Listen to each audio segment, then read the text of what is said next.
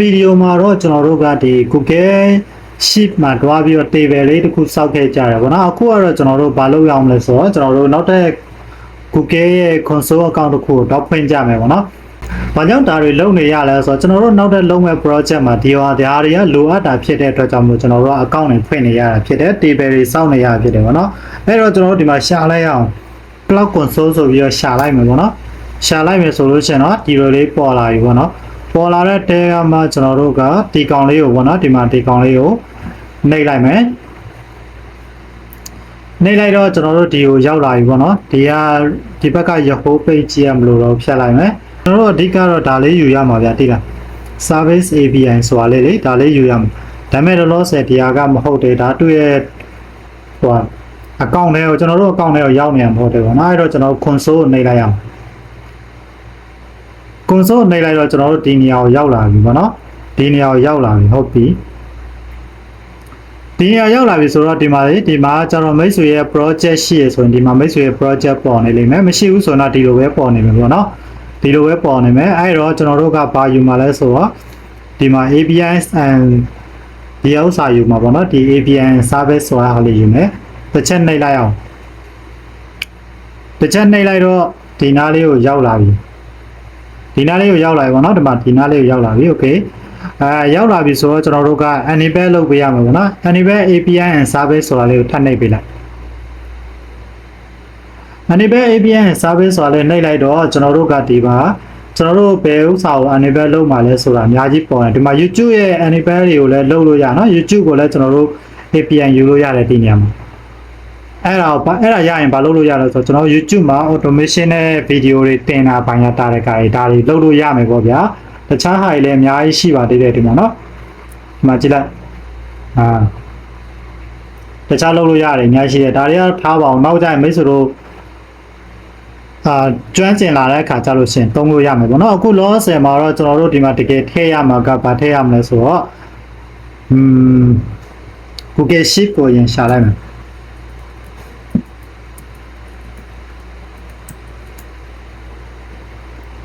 โอเคဒီမှာ Sheet API ဆိုတာရှိရကျွန်တော်တို့အဲ့ဒီ Sheet API Google Sheet API ကိုလည်းကျွန်တော်တို့ enable လုပ်ပေးရမယ်အဲ့တော့နှိပ်လိုက်မယ် enable ကိုနှိပ်လိုက်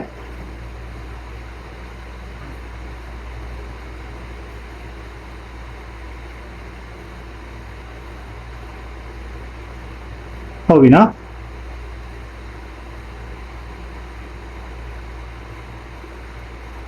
ဒါတော့ data တွေပေါ့နော်ဒါနောက်ကျရင်ပြမှာပေါ့နော်ကျွန်တော်တို့ enable လုပ်ထားပြီဆိုရပြန်ထွက်လိုက်မယ်ကျွန်တော်တို့ enable လုပ်ရမယ့်ဟာလေးထပ်ကြံနေရပါတော့ဒီမှာ Google Sheet API ကတော့ကျွန်တော်တို့ enable လုပ်ပြီးပါအခုဘာလဲဆိုတော့ Google Drive ဒါကိုလည်းကျွန်တော် copy ကူးရလိုက်မယ်ကျွန်တော်တို့ဒီမှာရေးတာရှိလို့ copy ကူးရလို့ရတယ်ပေါ့နော်မိတ်ဆွေတို့ကတော့ဒါလေးကိုကြည့်ပြီးရှာလိုက်ပါတော့အဲ့တော့ကျွန်တော်တို့ဖွင့်ခဲ့တဲ့ account ကဒီနားမှာ okay အဲ့တော့နောက်တဲ့ enable ကိုထပ်နှိပ်မယ်နောက်တဲ့ enable ကိုထပ်နှိပ်ပြီးတော့ဒါလေးရောထပ်ရှာလိုက်မယ်ပေါ့နော်တက်ရှာလိုက်တော့ Google Drive API ပေါ့နော်ဒီမှာတခြားအများကြီးရှိရနော်မိတ်ဆွေတို့ကြိုက်တာကို enable လုပ်ထားလိုက်လို့ရတယ်ကျွန်တော်လောဆယ်လိုအပ်တာလေးတွေကိုပဲ enable လုပ်ထားမယ်ပေါ့နော်ဘာလို့ဆိုတော့နောက် project တွေမှာကျွန်တော်လိုအပ်လာမှာမဟုတ်လို့ပေါ့နော်အဲ့ဒါ enable လုပ်ထားတဲ့အချိန်မှာနောက်တစ်ခုတွားယူလိုက်မယ်အဲ့ဒါတော့ဗာလဲဆိုတော့ Gmail API ပေါ့နော် Gmail လည်းကျွန်တော်လိုအပ်လာမယ်ပေါ့နော်အပြီးတော့တွားလိုက်မယ် okay ဟုတ်ပြီနောက်တစ်ခေါက်ပြန်လုပ်မယ်ပေါ့နော်နောက်တစ်ခေါက်ကကြတော့ဗာလဲဆိုတော့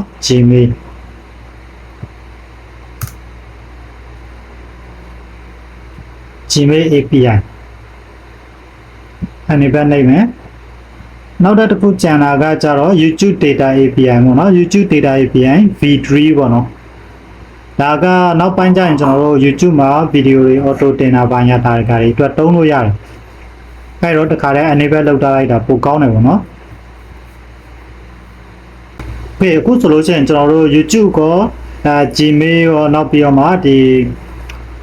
Google Drive ပေါ့နော် Google Drive ကိုအကုန်လုံးကျွန်တော်တို့ enable လုပ်ထားလိုက်ပြီဒီမှာဆိုလို့ရှိရင်မိတ်ဆွေတို့ကြည့်လိုက်ကျွန်တော်တို့ enable လုပ်ထားတာ Gmail API ရှိရ Google Drive Google Sheet API YouTube ပေါ့နော်ဒီမှာအကုန်လုံးရှိတခြားဟာတွေလည်းမိတ်ဆွေတို့တွားပြီးတော့ enable လုပ်ချင်လုပ်ထားလို့ရတယ်ဖွင့်ထားလို့ရတယ်ပေါ့နော်ဘာဖြစ်လို့လဲဆိုတော့နောက်ပိုင်းကျရင်ကျွန်တော်တို့အတုံးလိုလာမဲ့ဟာတွေကိုဖွင့်ထားလို့ရတယ်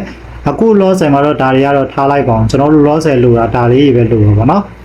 အဲ့တော့ကျွန်တော်ရပြီနောက်တစ်ခုကဘာလဲဆိုတော့ကျွန်တော်တို့ကဒီဟာကိုတွားလိုက်ဒီမှာဒီ top ပုံလေးနဲ့เนาะအဲ့ဒါလေးကိုနှိပ်လိုက်တစ်ချက်နှိပ်လိုက်တစ်ချက်နှိပ်လိုက်တော့ဒီမှာ create version ဒါလေးနှိပ်ပြီးတော့ဒီ client ID ပေါ့နော် client ID လေးကိုကျွန်တော်ယူရမယ်အဲ့တော့ client ID လေးကိုကျွန်တော်နှိပ်လိုက်တယ်ဆိုလို့ရှိရင်ဒီ client ဆိုတဲ့ကွက်ထဲကိုရောက်လာပြီပေါ့နော်ဒါပေမဲ့ကျွန်တော်တို့ကထည့်စရာမရှိသေးဘူးဆိုတော့ဒီဘက်ကလေးကိုနှိပ်လိုက်ဒါလေးကိုနှိပ်လိုက်တော့ဒီမှာ get start ဆိုပြီးပေါ်လာတယ်ကျွန်တော်တို့ get start လုပ်ပေးလိုက်မယ်ပေါ့နော်ကျွန်တော်တို့ဒီဟာလေးကို project ရင်တော့စောင့်ကြည့်လိုက်အောင်နော်ကျွန်တော်ဒါလေးရင်ထည့်ကြည့်လိုက်မယ် email လည်းဒါပဲထည့်လိုက်မယ်အပြည့်ကျွန်တော် next ကိုနှိပ်လိုက်မယ်ပြေလို့လည်းမရဘူးထားပါတော့ email address ထပ်ထည့်ခိုင်းတယ်ထည့်လိုက်ပြီ create နှိပ်ကြည့်ရပြီးတော့ create ကိုထပ်နှိပ်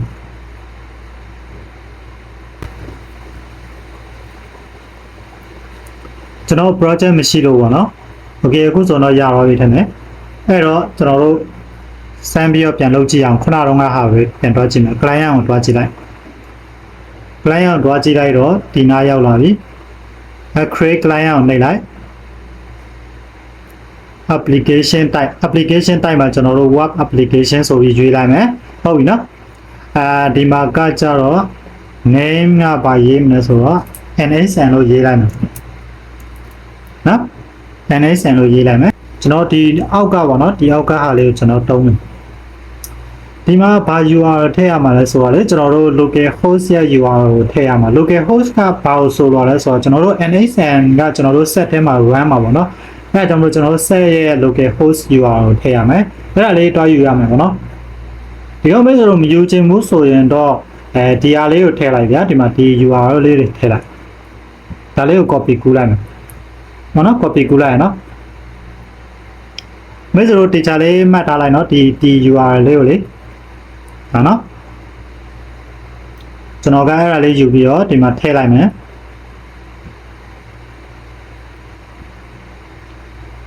အဲ့တော့ရပြီလားပေါ့နော်ရပြီလားဆိုတော့မရသေးဘူးဗျကျွန်တော်မှားနေတာဘာလို့လဲဆိုတော့ဒီမှာလေကျွန်တော် URL မှာ space လေးချားနေပါတော့ဒီမှာ space လေးချားနေအဲ့ဒါလေး space ချားနေတဲ့ဟာလေးတွေဖြတ်ပေးရဒါဆိုရတော့ဒါဆိုကျွန်တော် create ကိုနှိပ်လိုက်မယ် create ကိုနှိပ်လိုက်တော့လေဒီမှာဒီဟာလေးပေါ်လာရပေါ့နော်ဒီ client ID ကို copy ကူးထားရမယ်အဲ့တော့ create ကိုနှိပ်လိုက်တော့ကျွန်တော်တို့ဒီမှာဒါလေးပေါ်လာရပေါ့နော်ဒါလေးပေါ်လာတဲ့တင်မှာအရေးကြီးတဲ့အပိုင်းလေးရှိရယ်ဒီ client ID ပေါ့နော်ဒီကောင်လေးကို copy ကူးထားလိုက် copy ကူးပြီးတော့တနေရာမှာတင်ထားလိုက်ကျွန်တော်ကတော့ဒီမှာပဲတော့တင်ထားလိုက်မယ်ဒီမှာတင်ထားလိုက်မယ်ပေါ့နော် okay နောက်တစ်ခုအနေနဲ့ကျတော့ဒီ client ရဲ့ဒီ secrets ပေါ့နော်ဒီ ID ကိုလည်းကျွန်တော်တို့ copy ကူးထားရမယ်ပေါ့နော်ရော copy ကူးထားလိုက်မယ် okay ဟုတ်ပြီပေါ့နော်ဒါဆိုလို့ရှိရင်ကျွန်တော်တို့ okay ကိုနှိပ်လိုက်လို့ရပြီပေါ့နော်အဲ့တော့ဒီမှာဒါကျွန်တော်တို့ရဲ့ project ပေါ့နော်ဒီကောင်လေးကကျွန်တော်တို့ project ဖြစ်မယ်ပေါ့နော်ဒီမှာ project name က NSN ဖြစ်မယ် create ဖန်တီးခဲ့တဲ့ yes way ပေါ့နော်ဒါကျတော့ type ပေါ့ application type ပေါ့ web application client ID ကတော့ဒီကောင်ဖြစ်မယ်ပေါ့နော် okay နောက်ပြီးတော့ဗာကျန်လေးဆိုတော့ data accept ကျန်လေးရပေါ့နော် data accept ကိုနှိပ်လိုက် data accept ကိုနှိပ်လိုက်တော့ကျွန်တော်တို့ဒီဟာမှာဘာတွေမှမတည်ဘူးပေါ်လာတယ်အဲ့တော့ကျွန်တော်တို့ဒီအပေါ်မှာရှိတဲ့ cloud ကလေးပေါ့နော် add or remove ဆိုတာဟာလေးနှိပ်လိုက်မယ်နှိပ်လိုက်တော့ဒီမှာရွေးစရာတွေအများကြီးပေါ်လာပြီပေါ့နော်အဲ့တော့ဒီမှာဘာတွေရွေးရမလဲဆိုတော့လေကျွန်တော်ဒီမှာမှတ်ထားတာလေးရှိရဲအဲ့ဒါလေးကဘာလဲဆိုတော့ဒီဟာလေးဒါလေးပေါ့နော်ဒီမှာဒါလေးကျွန်တော်ရွေးပေးရမယ်ပေါ့နော်အဲ့တော့ဘာလဲဆိုတော့ Gmail modify Gmail compose ပြီးတော့ဒီအောက်စာပါလိုက်ဒါလေးပေါ့နော် insert ရပြီးတော့ ship အတွက်ရ okay အဲ့တော့ YouTube အတွက်လည်းပါတယ်ပေါ့နော်ဆိုတော့ကျွန်တော်တို့ရပြီတွားရွေးကြည့်ရမယ်ကျွန်တော်တို့ကလေဒီမှာရှာလို့မတွေ့ဘူးမလားဒီမှာရှာလို့မတွေ့ဘူးဆိုတော့ကျွန်တော်တို့ဒီ filter လေးကိုနှိပ်လိုက် filter လေးကိုနှိပ်လိုက်ရဆိုရင်ဒီမှာရေးစရာလေးရှိလာပြီပေါ့နော်အဲ့ကျွန်တော်ဒီစာလေးကိုပဲတွက်ရှာကြည့်ရအောင်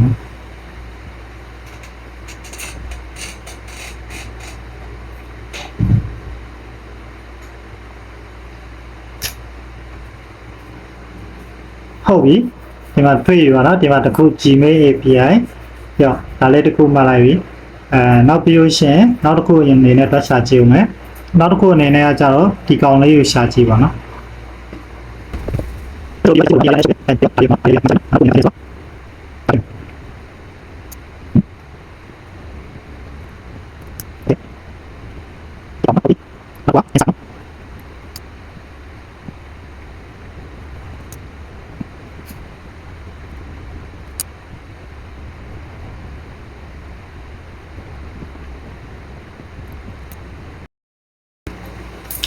โอเคပါเนาะကျွန်တော်တို့အကောင်လုံးထည့်ပြီးသွားပြီပေါ့เนาะအကောင်လုံးထည့်ပြီးသွားပြီရပြီအကောင်လုံးအမှန်ချစ်ပြီးသွားပြီပေါ့เนาะ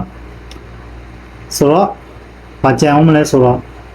ဒီမှာတော့မိတ်ဆွေတို့ဘာထည့်ရမလဲမသိဘူးဆိုလို့ရှိရင်ဒီမှာကျွန်တော်ရေးထားပေးတဲ့ဟာကို copy ကူးပြီးတော့ထည့်ရမှာပေါ့เนาะဒါကတော့ Telegram မှာတော့ကျွန်တော်ဒါလေး video ရဲ့အောက်မှာဒီကောင်လေးချထားပေးမယ်ပေါ့เนาะစာလေးနဲ့ရေးပြီးတော့ချထားပေးမယ်ဒီဥစ္စာလေးရောပဲပေါ့เนาะဒါလေးလည်း